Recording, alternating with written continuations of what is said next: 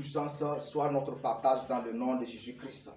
Nous proclamons, la Bible dit que la divine puissance nous a donné et à travers cette divine puissance, nous avons la grâce et la faveur de participer à la nature divine en fuyant la corruption par le monde et qui existe dans le monde par la convoitise.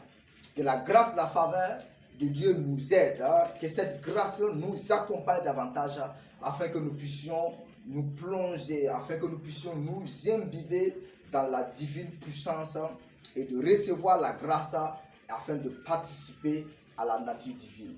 En participant à la nature divine, nous avons le caractère, nous avons le comportement, nous avons la manière, nous avons la mentalité du Christ.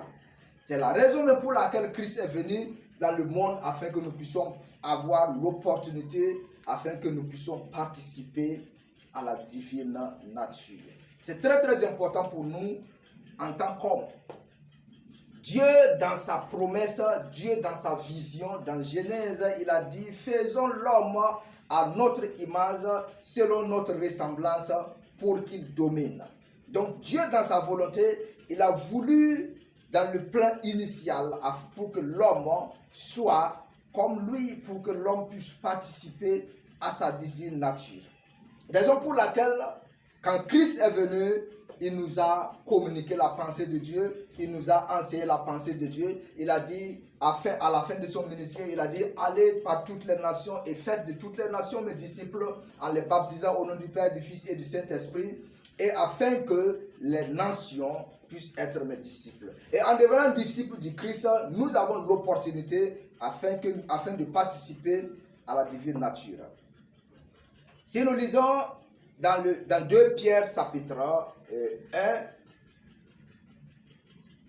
à partir du verset 3, il dit, comme sa divine puissance nous a donné tout ce qui contribue à la vie et à la piété, au moyen de la connaissance de celui qui nous a appelés par sa propre gloire et par sa vertu, lesquels nous assurent de sa part les plus grandes et les plus précieuses promesses, afin que par elles, vous deveniez participants de la divine nature en fuyant la corruption qui existe dans le monde par la convoitise.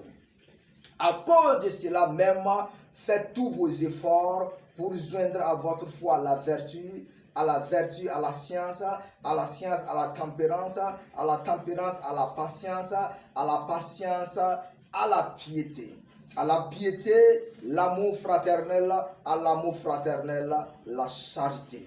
Car si ces choses sont en vous et ils sont avec abondance, elles ne vous laisseront point oisifs ni stériles pour la connaissance de notre Seigneur Jésus-Christ.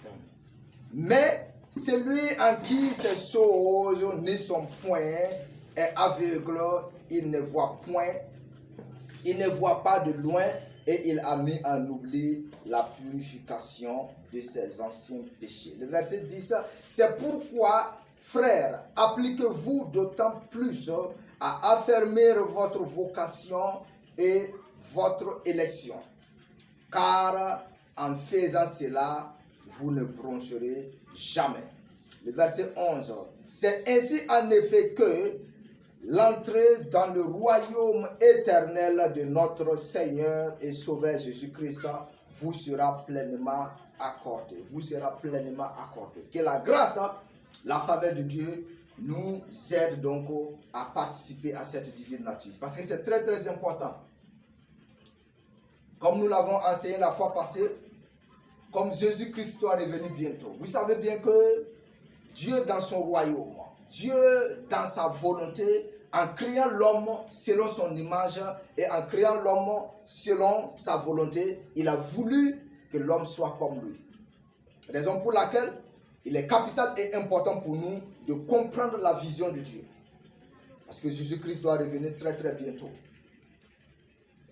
Jésus-Christ doit faire son apparition très très bientôt. Que sa grâce, sa faveur soit davantage avec nous au nom puissant de Jésus-Christ.